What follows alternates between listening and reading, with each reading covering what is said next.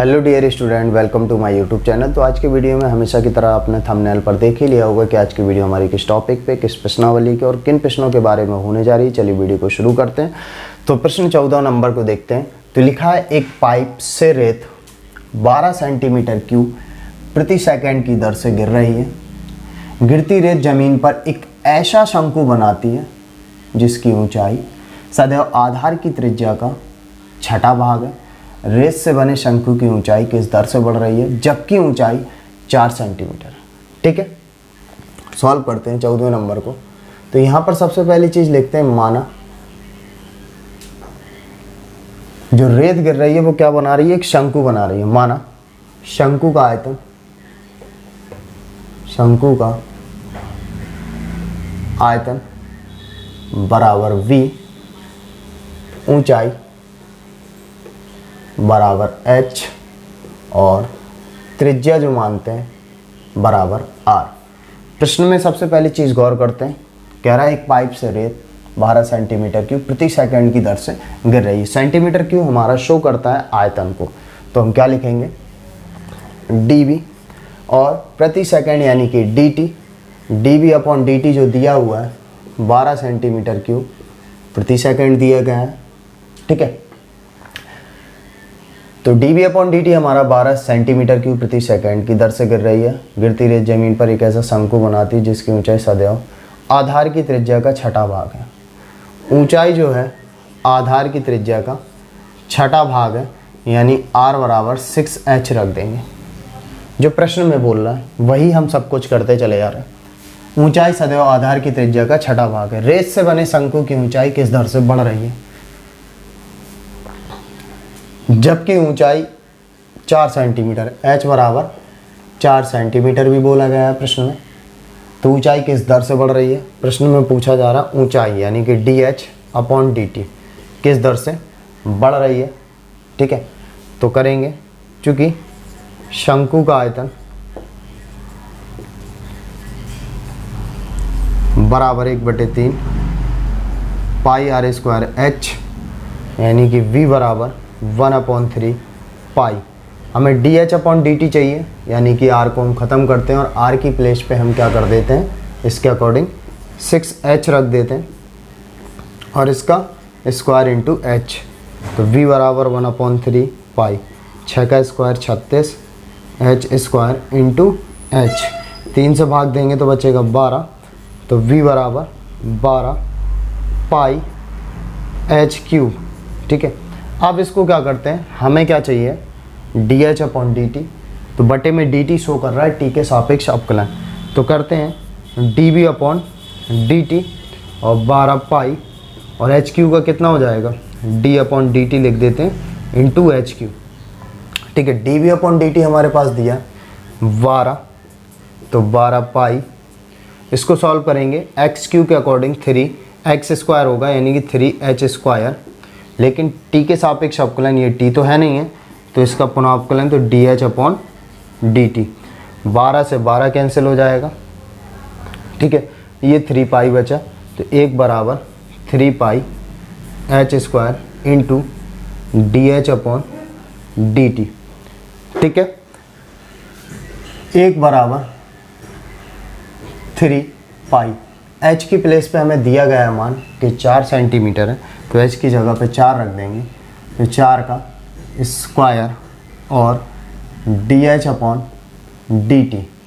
तो ये हो गया 3 पाई, 4 का वर्ग हो जाएगा 16, तो dh अपॉन dt। तो ये कितना हो जाएगा, 16 × 48 पाई dh अपॉन dt। ये इस तरफ आएगा तो 1/48 पाई बराबर dh अपॉन dt, या इस प्रकार से लिखेंगे dh अपॉन dt बराबर 1/48 पाई। ठीक है, यही तो पूछा, ऊंचाई किस दर से बढ़ रही है। अब h क्या हो गया, सेंटीमीटर, और t क्या हो गया, सेकंड प्रति सेकंड। तो ऊंचाई किस दर से बढ़ेगी, 1/48 पाई सेंटीमीटर प्रति सेकंड की दर से बढ़ जाएगी। ठीक है, अब चलते हैं 15वें नंबर को। 15वें नंबर के प्रश्न में कह रहा है, एक वस्तु की x इकाइयों के उत्पादन से वस्तुओं की जो इकाई कितनी है वो कितनी है x, कि उत्पादन से संबंध कुल लागत CX रुपए में, ठीक है। CX बराबर दे रहा है 0.007 x³ माइनस का 0.003 x² प्लस 15x प्लस का 4000 लिखा है, सिर्फ प्रदत्त है। सीमांत लागत ज्ञात कीजिए जबकि 17 इकाइयों का उत्पादन किया जा रहा है, यानी कि x इकाई, यानी x कितना दे रहा है, x बराबर 17। सीमांत लागत के बारे में जान लें कि सीमांत लागत हमारा एक्चुअली में है क्या। सीमांत लागत जो होती है, सीमांत लागत परिणाम के सापेक्ष कुल लागत के परिवर्तन, कुल लागत यानी जितनी भी लागत है, यहाँ पर इस प्रश्न में जैसे कि देखा x, कुल लागत के परिवर्तन की दर है, ठीक है। तो सॉल्व करते हैं। तो CX बराबर कितना लिखा, 0.007 x³ minus 0.003 x² plus 15x plus का 4000, ठीक है। यहाँ पर लिखा है कि सीमांत लागत परिणाम के सापेक्ष कुल लागत के परिवर्तन की दर, मतलब कुल लागत, यानी कि अपन को यहाँ पर क्या निकालना है, DC, क्योंकि C है ना, इसको लिखेंगे DC। और प्रश्न में क्या बोला, कुल लागत, जितनी लागत है, कितनी, सीमांत लागत ज्ञात कीजिए जबकि 17 इकाइयों का उत्पादन है। जितनी भी इकाइयाँ हैं DC/DX बराबर ज्ञात करना में कितना होगा। जितनी भी इकाइयों का उत्पादन किया जाता है ना, तो सीमांत लागत में लिखा ना, सीमांत लागत परिणाम के सापेक्ष कुल लागत के परिवर्तन की दर है, ठीक है। तो ये निकालना है इसमें DC/DX, ये सही लिखा है ना, ये सही लिखा है, तो DC/DX मतलब जितनी भी इकाइयों का उत्पादन किया जा रहा है। DC/DX कैसे निकलेगा, तो सॉल्व करते हैं। DC/DX बराबर, तो सॉल्व करते हैं, तो ये हो जाएगा 0.007 x³ का कितना हो जाएगा, 3x² माइनस ये लिखेंगे 0.003 और x² का हो जाएगा 2x, ठीक है, प्लस का 15 x की प्लेस पे 1 और 400 का अपकलन कितना हो जाता है, 0। तो DC/DX, तो 7 × 21, दशमलव के बाद 3 अंक होने चाहिए, ठीक है।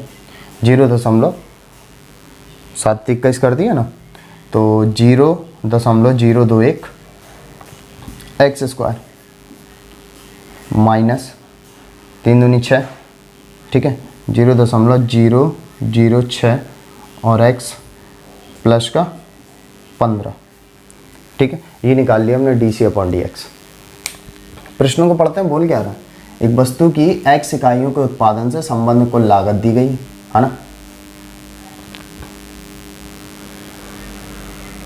और कुल लागत CX जो दी गई है ये लिखा हुआ है, से प्रदत्त है। सीमांत लागत ज्ञात कीजिए जबकि 17 इकाइयों का उत्पादन किया जाता है। मतलब सीमांत लागत कुल मिला के ऐसा बोल सकते हो कि कुल लागत जो होती है ना, और जितनी इकाइयों का निर्माण किया जा रहा है, तो कुल लागत का कुल इकाइयों की सापेक्ष क्या होती है, परिवर्तन की दर होती है। इसमें यही लिखा है कि सीमांत लागत परिणाम के सापेक्ष कुल लागत के परिवर्तन की, कुल लागत जितनी लागत है ना, कुल लागत के परिवर्तन की दर। अब परिवर्तन की दर क्या होगी, जितनी इकाइयों का निर्माण किया जा रहा, ठीक है। वरना आप सीधा सा समझ सकते हो, जितनी भी इकाइयों का निर्माण किया जा रहा है आप उसका डिफ्रेंशिएशन कर लीजिए, और जितनी इकाइयाँ बोली गई, अब हम डिफ्रेंशिएशन किसके सापेक्ष करेंगे, जितनी इकाई दी, x इकाई बोला ना, तो x के सापेक्ष अवकलन करेंगे, यानी कि DC/DX हमने ज्ञात कर लिया।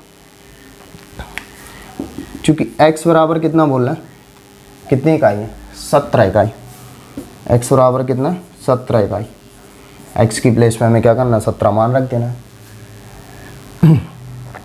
DC/DX किस पर, x बराबर 17 पे, ठीक है। तो 0.021 17 का स्क्वायर माइनस 0.006 गुणे 17 प्लस का 15, ठीक है। 0.021, 17 का स्क्वायर तो 289 होता है ना, और 17 छक्का कितना हो जाएगा, 102, है ना। 17 छक्का कितना होता है, 102 ही तो होता है, तो ठीक है, 17 छक्का 102 ये हो गया, प्लस का 15। ठीक है, अब इनका मल्टीप्लाई कर लेते हैं। इनका मल्टीप्लाई करते हैं तो 2 8 9 और 18 की 8 8 दिन 16 17 की 7 2 दूनी 4 1 5 9 16 की 6 यहाँ से लगी 1 10 की 0 यहाँ से लगी 1 6, यानी 60 69। दशमलव बाद कितने अंक होने चाहिए? 3 अंक होने चाहिए, तो 6.069 आ जाएगा। माइनस का 0.102 प्लस का 15, पहले प्लस प्लस को जोड़ लेते हैं तो कितना हो जाएगा 21, है ना, 0.069 माइनस का 0.102। ठीक है, घटा लेते हैं, घटाते हैं तो कितना बचेगा